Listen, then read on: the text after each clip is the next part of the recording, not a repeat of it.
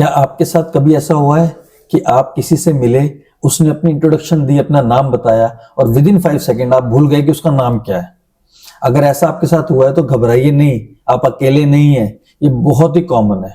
चलो आज मैं आपको बताता हूं कि ऐसा क्यों होता है। पहला, हमारी मेमोरी को विजुअल्स, साउंड से ज्यादा याद रहते हैं, इसीलिए हम जब किसी को मिलते हैं तो उसका चेहरा हमें ज्यादा याद रहता है बजाय कि हम उसका नाम याद रखें। सेकंड, एक फिनोमिना है जिसको बोलते हैं बेकर बेकर पैराडॉक्स।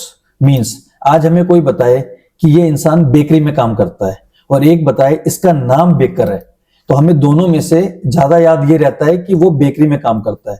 जब हम बेकरी की बात करते हैं तो हमारे दिमाग में बेकरी आती है, एक एप्रन आता है, ब्रेड आती है, तो हमारे दिमाग में कुछ विजुअल्स बनते हैं जिसकी वजह से हमें वो चीज याद रह जाती है। लेकिन कोई बताए कि उसका नाम बेकर है तो बेकर में हमारे को कोई विजुअल्स नहीं आते, इसलिए हमें वो चीज भूल जाती। थर्ड, जब हम किसी से मिलते हैं तो अच्छा इंप्रेशन छोड़ने के लिए हम इस चीज पे ध्यान देते हैं कि वो हमसे हाथ कैसे मिला रहा है, हम उससे कैसे हाथ मिला रहे हैं, हम कैसे स्माइल कर रहे हैं। तो जब वो अपनी इंट्रोडक्शन देता है तो हमारा ध्यान उस पर नहीं होता बल्कि बाकी चीजों पे होता है, इसलिए हमें नाम ध्यान नहीं रहता। नाम को कैसे याद रखा जाए?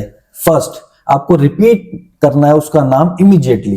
For example, nice to meet you Rahul, तो आपने राहुल जब दोबारा बोलेंगे तो वो ज्यादा मेमोरी में रहेगा। सेकंड, आपको कोई स्टोरी क्रिएट करनी है। जैसे आप माइंड में सोचो राहुल एक क्रिकेटर है, तो जब आप उसको क्रिकेटर से जोड़ोगे तो आपको राहुल नाम याद रह जाएगा। थर्ड, जब वो अपनी इंट्रोडक्शन दे रहा है तो आपको उस पर फोकस करना है। तो नेक्स्ट टाइम अगर आप किसी का नाम भूल जाते हैं तो it's not your bad memory.